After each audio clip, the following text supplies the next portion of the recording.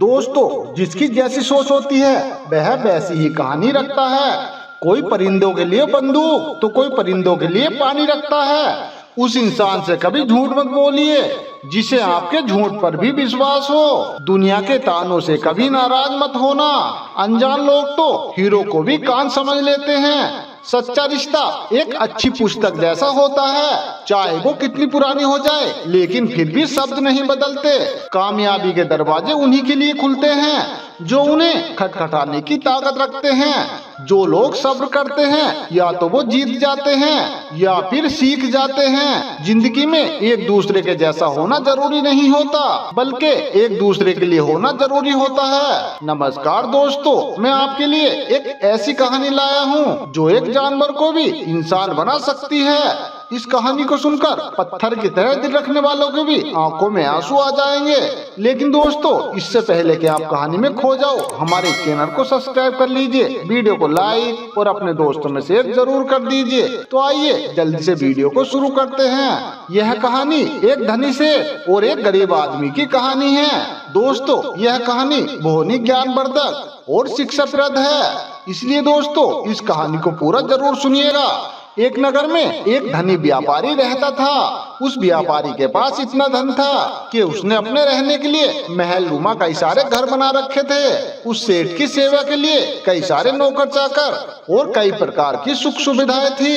यदि सेठ को एक महल से दूसरे महल जाना होता तो वह घोड़े पर चढ़कर जाता था। उस सेठ का व्यापार पूरे नगर में फैला हुआ था और इसी कारणों से उसे बहुत बार यात्राओं पर निकलना भी पड़ता था। परंतु वह सेठ इस व्यापारी यात्रा में केवल अकेला ही जाता था। किसी भी नौकर या किसी अन्य आदमी को लेकर वह अपने साथ नहीं जाता था। इन्हीं यात्राओं के वजह से उसे कई बार घने जंगलों में जाकर गुजरना पड़ता था और कई जगहों पर उसे रुकना भी पड़ता था। उस सेठ को अपने किसी भी नौकर पर विश्वास नहीं था, इसलिए वह सेठ हमेशा अकेला ही यात्रा करता था। इसी तरह से सेठ के दिन बीत रहे थे। एक बार की बात है, एक दिन रात में वह सेठ अपने महल के सामने टहल रहा था कि उसके सामने से एक बूढ़ा व्यक्ति आते हुए नजर आया। उस बूढ़े व्यक्ति के कपड़े पूरी तरह से फटे हुए थे। वह अपने सिर पर एक भारी गठरी लादे हुए था। उस बूढ़े ने जैसे ही सेठ को देखा तो उसके सिर पर जो गठरी रखी हुई थी उसने तुरंत ही वह गठरी उतार कर नीचे रख दी और उस सेठ को प्रणाम करते हुए कहने लगा, हे सेठ, मैं बहुत दूर से आया हूँ और मैं बहुत थक भी गया हूँ। अगर आप इजाजत दें तो मैं यहाँ रात काट लूँ। उस बूढ़े व्यक्ति की बात सुनकर सेठ ने कहा, देखो ये मेरा महल है, कोई धर्मशाला नहीं है। फिर उस बूढ़े ने कहा, देखो सेठ, मुझे एक रात रुकने का आसरा चाहिए। आप चाहे तो मैं घुड़साल के बाहर ही पड़ा रहूंगा और सुबह होते ही मैं यहाँ से चला जाऊंगा। तब उस सेठ ने कहा, लेकिन तुम्हारी यहाँ देखभाल कौन करेगा? फिर उस बूढ़े ने कहा कि मुझे किसी भी चीज की आवश्यकता नहीं है, इसलिए मेरी देखभाल की कोई जरूरत नहीं है। फिर उस सेठ ने कहा, अरे भाई, हमें क्या मालूम है कि तुम कौन हो? एक आदमी तुम्हारी रखवाली के लिए हमें यहाँ छोड़ना पड़ेगा। फिर उस बूढ़े व्यक्ति ने कहा, हे महाराज, भला आपको ऐसा क्यों करना पड़ेगा? फिर सेठ ने कहा, वो ऐसा इसलिए करना पड़ेगा, कभी रात को कोई सामान तुम चुरा कर न ले जाओ। उस बूढ़े व्यक्ति ने यह बात सुनकर उस बूढ़े व्यक्ति ने राम राम कहते हुए अपने कानों पर हाथ लगाया और कहा, देखो सेठ, मुझे आप माफ कर दीजिए, अब मैं यहाँ नहीं रुकूंगा। अब मैं यहाँ से जा रहा हूँ। और अपनी गठरी सर पर रखकर वो वहाँ से जाने लगा। अंधेरी रात थी, आकाश में बादल छाए हुए थे, कभी कभी बारिश के बूंदे भी आ रही थी। मौसम खराब था, आंधी आने का भी डर था। वह बूढ़ा व्यक्ति पूरी तरह से थक चुका था। उसके हाथ पैर काम नहीं कर रहे थे, उसका चलना फिरना भी कठिन हो रहा था। परंतु सेठ की इन बातों ने उसे ऐसा घायल कर दिया था कि उसने उस शहर में किसी के पास भी विश्राम करने का विचार अपने मन से निकाल लिया था। फिर तभी जोरों की बरसात होने लगी। जिस प्रकार रात का अंधकार बढ़ता जा रहा था, उसी प्रकार वह बूढ़ा व्यक्ति भी अपने सर पर गठरी लादे आगे चला जा रहा था। समय इसी तरह से बीतता गया। वह सेठ एक दिन अपने मित्रों के साथ शिकार करने के लिए जंगल में निकल गया। शिकार करते समय अपना घोड़ा एक हिरन के पीछे लगा दिया। बहुत प्रयास करने के बाद भी वह हिरन उसके हाथ नहीं लगा और इसी भागदौड़ में वह शेर अपने साथियों से बिछड़ गया था। जंगल बहुत घना था और जंगल में अंदर जाने की वजह से वह शेर अपने घर का रास्ता भूल गया था। वह शेर इसी तरह से जंगल में कई घंटे तक भटकता रहा। इतने में ही रात हो गई और जोरों की बारिश पड़ने लगी और तेज आंधी आ गई। बादल सारे में छा गए। कोई भी व्यक्ति वहाँ ऐसा नहीं था जो उस शेर की मदद कर पाता। वह शेर थक के चूरा चूर हो गया। जब उस शेर को कोई रास्ता नजर नहीं आया तो वह एक पेड़ के नीचे बैठ गया। आंधी इतनी तेज चलने लगी कि जंगल में जो वृक्ष थे वह सब टूट टूट कर गिरने लगे। उस आंधी की वजह से अंधकार बढ़ने लगा। अंधेरा इतना ज्यादा हो गया था कि एक हाथ को दूसरा हाथ नजर नहीं आ रहा था। प्रकृति के इस खौफ के वजह से उस शेर का घोड़ा अपने बचाव के लिए इधर उधर भाग गया। घोड़े का मालिक इतना थक चुका था कि उसे अपना होश नहीं था। थोड़ी देर के बाद जब वह आंधी कम हो गई, आकाश कुछ साफ हो गया था। फिर सेठ ने देखा कि उसका घोड़ा वहाँ पर नहीं है। उस सेठ ने उस घोड़े को 2000 रुपए देकर खरीदा था और वह उस घोड़े से बहुत प्यार करता था। उस घोड़े को पालने में उसने किसी भी तरह की कसर नहीं छोड़ी थी। अब उस सेठ को घर पहुँचने की कोई भी उम्मीद नहीं थी। कहते हैं कि सवेरा होने के आसपास रात का अंधकार बहुत बढ़ जाता है। इस अंधकार को देखकर जब वह सेठ निराश हो गया तो उसे दूर से एक व्यक्ति आता हुआ नजर आया। पहले तो उस व्यक्ति को देखकर वह सेठ डर गया कि कहीं यह व्यक्ति चोर या डाकू ना हो, कभी आकर के वो उसे लूट ले। परंतु जब उस व्यक्ति ने सेठ के पास आकर नमस्कार किया और वह व्यक्ति सेठ से प्यार से बोला तो सेठ के मन को थोड़ी सी तसल्ली हुई। उस सेठ को थोड़ा आशा का प्रकाश नजर आया। हंसते हुए उस व्यक्ति ने सेठ से कहा, अरे सेठ, आप इतने क्यों घबराते हो? अगर आपके साथी बिछड़ गए हैं तो आप घबराते क्यों हो? इस पर उस सेठ ने उस व्यक्ति से अपनी सारी बीती कहानी सुना दी। उस व्यक्ति ने जब उस सेठ की कहानी सुनी तो उस व्यक्ति को सेठ पर दया आ गई और वह उस सेठ को लेकर अपनी झोपड़ी में चला गया। वहाँ जाकर सेठ से बताया कि वह अपने पिता के साथ वहाँ रहता है। हम जैसा भी रूखा सूखा भोजन खाते हैं आप भी वैसा ही भोजन खा लेना और यहीं पर रुक कर आप विश्राम कर लेना। उस सेठ ने कहा, परंतु मेरे घोड़े का क्या होगा? उस व्यक्ति ने कहा, सुबह होने से पहले मैं किसी भी तरह आपके घोड़े को ढूंढ लाऊंगा। फिर उस सेठ ने कहा, भला तुम घोड़े को कैसे ढूंढोगे? ये तो बहुत बड़ा घना जंगल है और कितनी अंधेरी रात है, भला तुम मेरे घोड़े को कैसे ढूंढोगे? फिर उस व्यक्ति ने कहा कि मैं इस जंगल के कोने कोने से परिचित हूँ। फिर सेठ ने कहा, तो क्या तुम मेरे साथियों को भी ढूंढ लोगे? फिर उस व्यक्ति ने कहा, यदि वे इस जंगल में हुए तो मैं अवश्य ही उन्हें ढूंढ लूंगा। उस व्यक्ति की बात सुनकर उस सेठ को बहुत ही शांति मिली। उस सेठ के मन में बहुत ही उम्मीदें जागी और इस तरह से वह सेठ पूरी तरह से निश्चिंत हो चुका था। वह सेठ सोने ही वाला था कि इतने में उस व्यक्ति ने एक दूध का कटोरा उसके आगे लाकर रख दिया।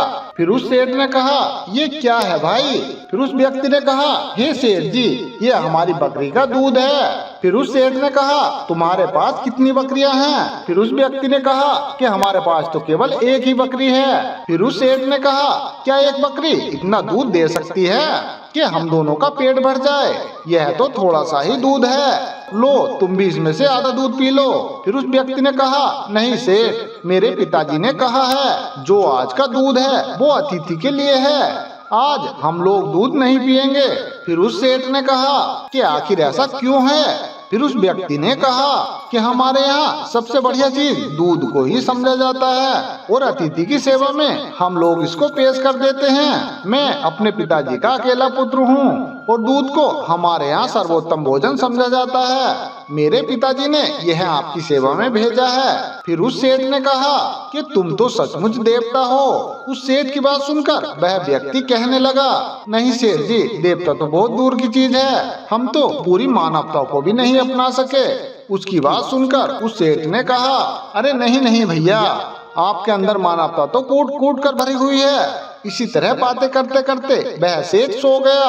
अपने अतिथि की सच्ची सेवा करने वाला वह व्यक्ति चुपके से उठा, हाथ में एक मसाल लिया और अपने अतिथि के उस घोड़े को ढूंढने चला गया। घोड़े को ढूंढते ढूंढते उसे सुबह हो गई। बहुत ज्यादा ढूंढने पर आखिर वो उसे घोड़ा मिल ही गया। वह अतिथि के घोड़े को लेकर अपनी झोपड़ी लौट आया। जब व्यक्ति की माँ ने देखा कि अतिथि का घोड़ा मिल गया है तो वह उठ करके घोड़े के लिए चारा डालने लगी। वह ये बात जानती थी कि घोड़ा जंगल से घास चर के आया होगा, लेकिन फिर भी उसने घोड़े की सेवा करना अपना अतिथि कर्तव्य समझा। अगर घोड़े को चारा नहीं मिलता तो शायद अतिथि सेवा आदि समझी जाती। सुबह के समय जब वह सेठ सोकर जागा तो उसने देखा उसका घोड़ा चारा खा रहा है और वह व्यक्ति उसके सामने हाथ जोड़कर कह रहा था, आज इस बार ने हमारी लाज रख ली। ये बात सुनकर सेठ ने पूछा कि कैसे भाई? फिर उस व्यक्ति ने कहा, सेठ जी आपका घोड़ा सकुशल मिल गया। यदि वह सामने की ओर निकल जाता तो शायद बाघ उसे अपना शिकार बना लेता।